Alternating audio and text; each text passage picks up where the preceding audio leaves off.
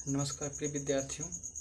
आज हम हिंदी भाषा परिचय से कुछ बहुत ही महत्वपूर्ण प्रश्नों को लेकर आए हैं जो किसी भी परीक्षा के लिए बहुत ही महत्वपूर्ण होगा। तो बहुत ही चुनिंदा प्रश्नों को लिया गया है। चलिए आज हम इसको देखते हैं। तो इसमें से हम पहले प्रश्न की बात करते हैं तो देख लेते हैं। तो किस तिथि को हिंदी को राजभाषा बनाने का निर्णय लिया गया था? शायद ये प्रश्न आपका कट रहा होगा, हम वैसे बोल दे रहे हैं। फिर से प्रश्न है, किस तिथि को हिंदी को राजभाषा बनाने का निर्णय लिया गया है? ऑप्शन आपके सामने है 15 अगस्त 1947, दूसरा ऑप्शन है 26 जुलाई 1950, तीसरा है 14 सितंबर 1949 और चौथा नंबर है 14 सितंबर 1950। तो इसका राइट आंसर आपका होगा तो 14 सितंबर 1949 को। इस तिथि को जो है हिंदी को राजभाषा बनाने का निर्णय लिया गया था। तो ये बहुत ही महत्वपूर्ण प्रश्न है। तो दूसरा नंबर देख लेते हैं। भाषा के आधार पर भारतीय राज्यों की पुनः संरचना की गई थी, यानी कि भाषा के आधार पर भारतीय राज्यों की जो है पुनः संरचना की गई थी। तो हम देख लेते हैं 1952 है पहला, दूसरा है 1953, तीसरा है 1954 और चौथा ऑप्शन है 1956। तो इनमें से राइट आंसर आपका होगा 1956। ये प्रश्न है। तो तीसरा नंबर देख लेते हैं। खड़ी बोली सर्वाधिक उपयुक्त प्राचीन नाम है, यानी खड़ी बोली का जो है सर्वाधिक उपयुक्त प्राचीन नाम क्या है? एक रेख्ता, दूसरा हिंदवी है, तीसरा कौरवी, चौथा ऑप्शन है देहलवी। तो इनमें से राइट आंसर आपका हो जाएगा कौरवी है। और इसी के साथ हम चौथा नंबर क्वेश्चन देख लेते हैं। तो संविधान के अनुच्छेद 351 में किस विषय का वर्णन किया गया है? यानी कि 351 अनुच्छेद में किस विषय का वर्णन किया गया है?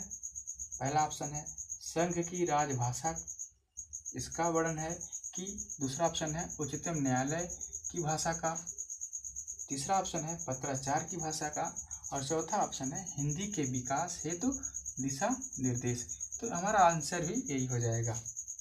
तो हम 5 नंबर क्वेश्चन देख लेते हैं। दोस्तों ये प्रश्न बहुत ही कोई भी परीक्षा हो गई, चाहे नेट जीआरएफ हो गया, यूपी टीजीटी पीजीटी हो गया या बिहार हो गया, किसी भी परीक्षा के लिए ये प्रश्न जो है बहुत ही महत्वपूर्ण है। इधर यूपी पुलिस के लिए भी ये सब प्रश्न यहाँ से पूछे जाते हैं। तो सभी प्रश्न आप बहुत ध्यान से देखेंगे। तो हम 5 नंबर की बात करते हैं। भारतीय संविधान में किन अनुच्छेदों में राजभाषा संविधान प्रावधानों का उल्लेख किया गया है? तो हमारा ऑप्शन 343 से 351, दूसरा ऑप्शन है 334 से 315, चौथा है 443 से 135, चौथा ऑप्शन आपका होगा 334 से 153। तो हमारा राइट आंसर हो जाएगा इसमें से ये पहला ऑप्शन है 343 से 351 तक, ये हो गया। हम 6वें नंबर की बात कर लेते हैं। अपभ्रंश भाषा का विकास किस भाषा से हुआ है? जो अपभ्रंश भाषा है उसका विकास किस भाषा से हुआ है? संस्कृत से, प्राकृत से, अवहट्ट से या पाली से? तो उसमें आपका राइट आंसर हो जाएगा ये आपका प्राकृत है। तो प्राकृत से जो है अपभ्रंश भाषा का विकास हुआ है। तो वही हम 7वां नंबर क्वेश्चन देख लेते हैं। पूर्वी हिंदी का विकास इनमें से किस अपभ्रंश से हुआ है? जो हमारी पूर्वी हिंदी है इसका विकास किस अपभ्रंश से हुआ है? ब्राचर से, अर्धमागधी से, खस से या मागधी से? तो इसका आपका राइट आंसर हो जाएगा अर्धमागधी से। सातवें का राइट आंसर हो जाएगा अर्धमागधी से। ये हो गया। 8 नंबर क्वेश्चन देख लेते हैं। भाषा के द्वारा जो भी कहा जाता है उसे कहते हैं, क्या कहते हैं? काव्य कहा जाता है। यानी कि भाषा के द्वारा जो भी कहा जाता है उसे क्या कहा जाता है? काव्य कहा जाता है, साहित्य कहा जाता है, वाणी कहा जाता है या वाङ्मय कहा जाता है? तो हमारा राइट आंसर हो जाएगा ये आपका वाणी कहा जाता है ना? ये है। वही 9वां क्वेश्चन है। अब इसके बाद से क्वेश्चन दोस्तों कट रहा होगा, लेकिन जो मैं बोल रहा हूँ उसको ध्यान से सुनिएगा, उसी से अपना क्वेश्चन बना लीजिएगा। तो राजभाषा अधिनियम में संशोधन कब हुआ? जो राजभाषा अधिनियम इसमें संशोधन कब हुआ? 1960 को, 1967 को, 1965 ईस्वी या 1969? तो हमारा राइट आंसर हो जाएगा 1965 हो जाएगा। वही लास्ट ऑप्शन है या लास्ट क्वेश्चन है 10 नंबर। आज हम केवल 10 प्रश्नों को ले रहे हैं, बाकी ऐसे ही हम करीब 2-4 सीरीज जैसे हम लाएंगे इसका। तो प्रश्न हमारा है, देवनागरी लिपि में कितने स्वर हैं? बहुत ही आसान क्वेश्चन है, लेकिन क्वेश्चन को घुमाकर कहा गया है, इस नाते क्वेश्चन महत्वपूर्ण बन जाता है। तो देवनागरी लिपि में कितने स्वर हैं?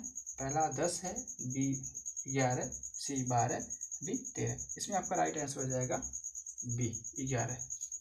तो ये 10 प्रश्नों का बहुत ही महत्वपूर्ण क्वेश्चन है। तो आप जो है इन क्वेश्चनों को जो है एक बार एक स्क्रीनशॉट ले लीजिए।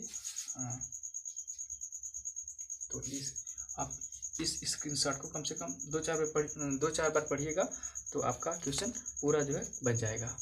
तो हम ऐसे ही क्वेश्चन आपके सामने लाते रहेंगे। तब तक के लिए नमस्कार।